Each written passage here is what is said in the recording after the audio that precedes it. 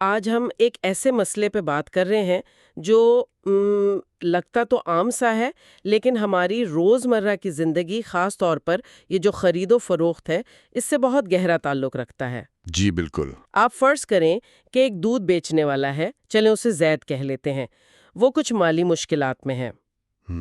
تو کیا اس کے لیے یہ کوئی راستہ نکل سکتا ہے کہ وہ اپنے خرچے پورے کرنے کے لیے دودھ میں تھوڑا سا پانی ملا کر بیچ دے؟ یہ سوال بظاہر سادہ ہے، لیکن اس کے اندر ایمانداری، کاروباری اخلاق اور شرعی احکام کے بڑے اہم پہلو ہیں۔ جی، ہمارے پاس جو مواد ہے وہ اسی سوال کو شریعت کی روشنی میں دیکھتا ہے۔ تو آئیے دیکھتے ہیں کہ اس خاص صورتحال میں، یعنی یہ جو مالی مجبوری والی بات ہے، اس میں کیا رہنمائی ملتی ہے۔ ٹھیک ہے۔ تو بنیادی سوال یہی ہوا کہ اگر نیت صرف یہ ہے کہ دکان کا کرایہ نکل آئے، دوسرے خرچے پورے ہو جائیں، تو کیا شریعت اس کی اجازت دے گی؟ چلیں دیکھتے ہیں مواد کیا کہتا ہے۔ تو پہلا سوال، کیا زید یہ کر سکتا ہے؟ دیکھیں، مواد کا جواب اس معاملے میں بہت صاف ہے، بالکل واضح۔ اچھا۔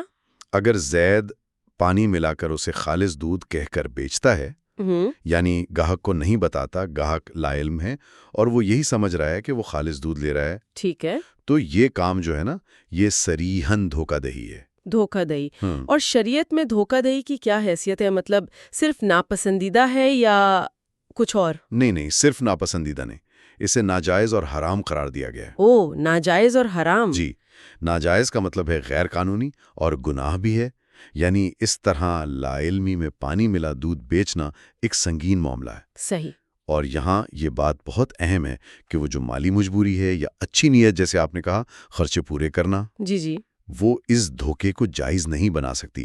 اسلام میں تجارت کی بنیاد ہی سچائی اور امانت پہ ہے۔ یہ بات تو بہت واضح ہو گئی کہ چھپانا غلط ہے، لیکن زندگی میں کبھی کبھی صورتحال پیچیدہ بھی ہوتی ہے نا؟ بالکل۔ کیا کوئی ایسی صورت بھی ہو سکتی ہے جس میں دودھ میں پانی ملانا قابل قبول ہو؟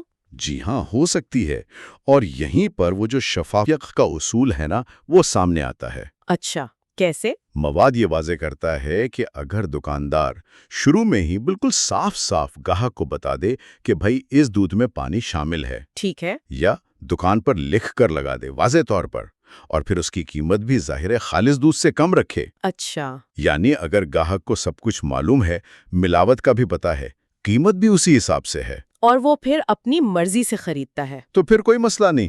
تو پھر جائز ہے؟ بالکل۔ اصل مسئلہ وہ غرر کا ہے، یعنی دھوکہ دہی اور لا علمی میں رکھنا۔ صحیح۔ جب خریدار پوری طرح جانتا ہے، باخبر ہے اور اپنی رضامندی سے سودا کر رہا ہے، تو یہ ایک جائز تجارتی معاملہ ہے۔ اس میں باہمی رضامندی اور شفافیت، یہ دو چیزیں کلیدی ہیں۔ تو اس کا مطلب یہ نکلا کہ اصل پابندی پانی ملانے پر نہیں ہے، بلکہ سچ کو چھپانے اور غلط بیانی کرنے پر ہے۔ بالکل صحیح سمجھا آپ نے۔ یہ اصول تو پھر صرف دودھ تک نہیں رہتا ہوگا، یہ تو ہر چیز پر لاگو ہوتا ہوگا۔ یقیناً، یہ اصول تجارت کے ہر پہلو پر لاگو ہوتا ہے، چاہے وہ وزن اور پیمانے کا معاملہ ہو، چیز کی کوالٹی بتانے کا ہو، یا اس کی اصل ساخت، وہ بنی کس چیز سے ہے، یہ بتانے کا ہو۔ اسلام میں کاروباری معاملات میں کھلے پن اور ایمانداری پر بہت زیادہ زور ہے، تاکہ مارکیٹ میں اعتماد بنا رہے اور کسی کا حق نہ مارا جائے۔ تو اگر ہم اس ساری بات چیت کا خلاصہ کریں تو بات یہ بنتی ہے کہ زید کے لیے اپنی مالی مشکلات کے باوجود دودھ میں پانی ملا کر اسے خالص کہہ کر بیچنا شرعاً جائز نہیں ہے۔ بالکل نہیں، کیونکہ یہ دھوکہ ہے۔ لیکن اگر وہ مکمل سچائی سے بتاتا ہے، وضاحت کرتا ہے، قیمت کم رکھتا ہے اور گاہک راضی ہے، تو اس کی گنجائش نکل سکتی ہے۔ بالکل درست۔ شفافیت، ایمانداری اور باہمی رضامندی، یہی وہ بنیادی ہیں جن پر ایک صحیح تجارتی تعلق کھڑا ہوتا ہے۔ مالی ضرورت اپنی جگہ، لیکن اسے دوسروں کو دھوکہ دینے کا لائسنس نہیں بنایا جا سکتا۔ صحیح۔ شریعت حقوق العباد، یعنی بندوں کے حقوق کے معاملے میں بہت حساس ہے۔ یہ واقعی ایک اہم نکتہ ہے۔ اچھا، اس ساری گفتگو سے میرے ذہن میں ایک سوال آ رہا ہے، خاص طور پر آج کل کے حوالے سے۔ جی، یہ پوچھیں۔ جب ہم بڑی بڑی کمپنیوں کی چیزیں خریدتے ہیں، مصنوعات، تو ہمیں اکثر ان کے بننے کا عمل یا ان میں کیا کیا شامل ہے، اس کی پوری تفصیل نہیں معلوم ہوتی نا؟ ہاں، یہ تو ہے۔ تو یہ جو شفافیت کا معیار ہے، یہ وہاں کیسے لاگو ہوتا ہے یا ہونا چاہیے؟ یہ سوچنے کی بات ہے کہ کیا آج کی جو اتنی پیچیدہ مارکیٹ ہے اس میں بھی وہی سادہ اصول اتنی ہی اہمیت رکھتے ہیں؟